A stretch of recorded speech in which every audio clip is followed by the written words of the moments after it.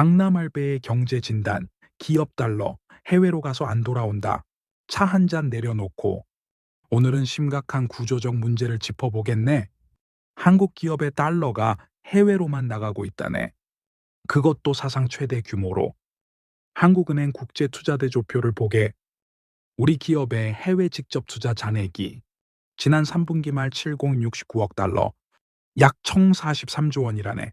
올해만 500억 달러가 늘었지. 한국 수출액이 처음으로 7천억 달러를 돌파할 전망인데 해외 투자 잔액이 먼저 그 선을 넘어버렸네. 더 놀라운 건 이거야. 최근 5년만 봐도 2021년 이후 해외 직접 투자 잔액이 1884억 달러 급증했다네. 약 278조 원이 한국을 떠났지. 왜 이런 일이 벌어질까?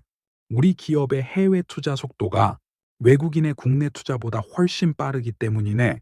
올해 상반기 기준을 보게 해외로 나간 직접 투자 298억 9천만 달러, 국내로 들어온 외국인 투자 130억 9천만 달러, 나간 돈이 들어온 돈보다 2배 이상 많지. 물론 이해는 하네. 국제 통상 질서가 변하고 있고 기업들이 해외에 공장 세우고 투자하는 건 불가피한 측면이 있지. 하지만 진짜 문제는 따로 있네. 해외 자회사에서 돈을 벌어도 본사로 송금하지 않는다는 거야.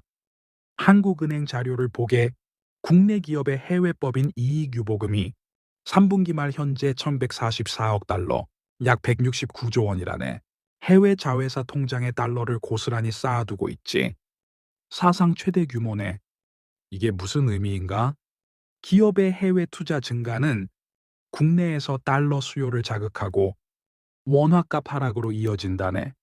동시에 해외 자회사 유보금 증가는 국내 달러 공급을 줄이는 요인이 되지.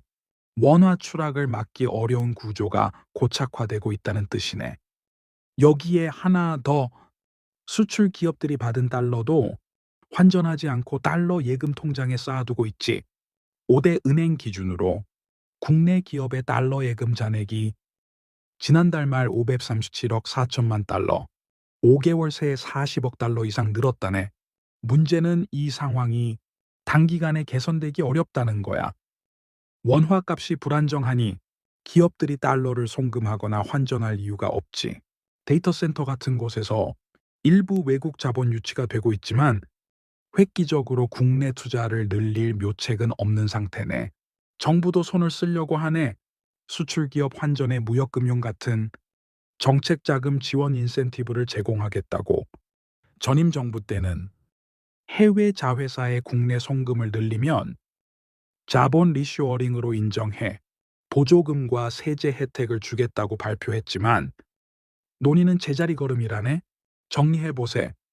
7천억 달러가 넘는 해외 직접 투자, 169조 원에 이르는 해외법인 유보금, 537억 달러의 국내 기업 달러 예금, 이 모든 게 의미하는 건 하나네. 달러가 한국을 떠나 돌아오지 않는 구조. 이건 단순히 환율 문제가 아니네.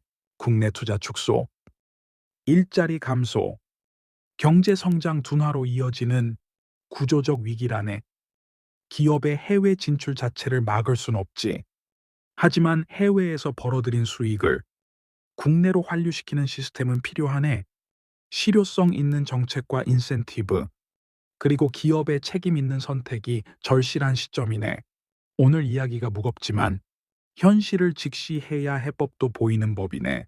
내 말이 마음에 남았다면 이 문제의 심각성을 함께 고민해보게. 강남 할패였네. 다음에 또 만나세.